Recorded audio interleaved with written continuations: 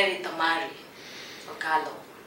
I live in Nairobi, Kenya, where I work from and where my family also lives.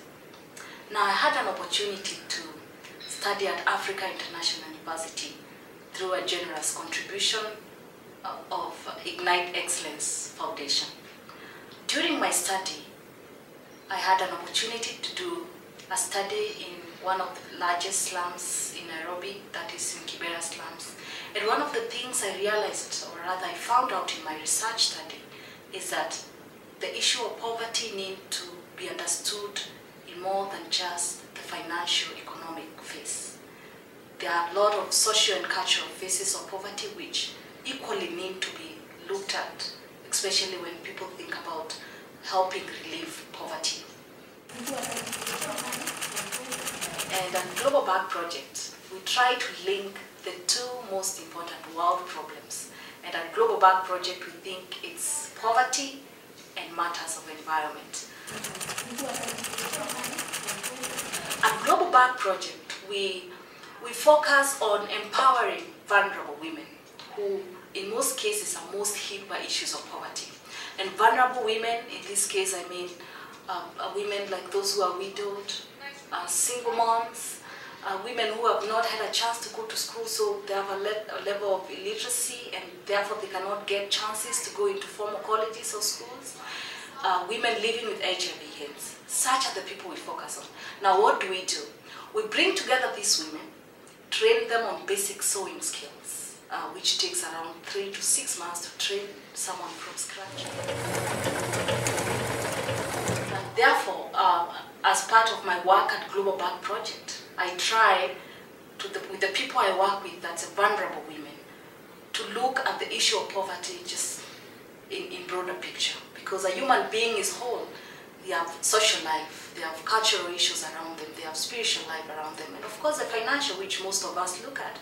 So when I work with them, I want to see them not just have a little more money in the pocket and feed their family a little more, but I want to see them grow in confidence, have a sense of purpose, and for me that's important. The fact that giving small loans to people who are very poor means a lot to them. You might think $20, $30 is little, what can I do? But in my experience in study, I came across people who their lives has changed because of as little as $40 or $20 given. And the amazing fact is that these people pay that in an amazing 90% success rate. Why? Because to them, that's all they depend on.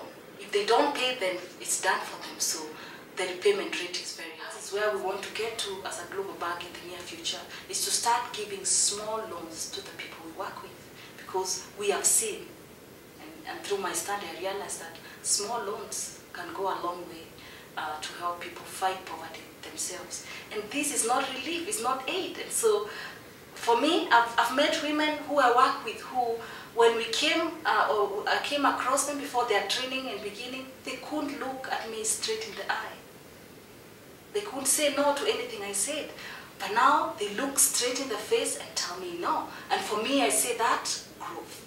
They're growing in confidence. They're growing in knowing that they can have a sense of control over their social life, their financial life, and their spiritual life. The other big world problem is the environment. We look at the environment as something that every global citizen, everyone in the globe should know it is a big problem and should be addressed. And also at Global Back Project, that is what we try to do. Now, how do we do this? Empowering women to lift them from poverty and using their skills to touch the environment, to participate in replacing plastics, and that means we are touching the global environment. Being depending on environmentally conscious people, some in the West and a few here in Africa and Kenya, but we realize the need is much bigger than that. And that's why for us, the big thing now is market, market, market. Can these bags be sold, everywhere to people who have a conscience and a heart to save our environment? That's my passion. That's why I like what I do at Global Back Project. And my dream is by 2014 to have at least 1,000 women sitting down every day, sewing bags for the world that really needs these bags. For more information about what we do and how we do and everything about us, please visit www.globalbagproject.org.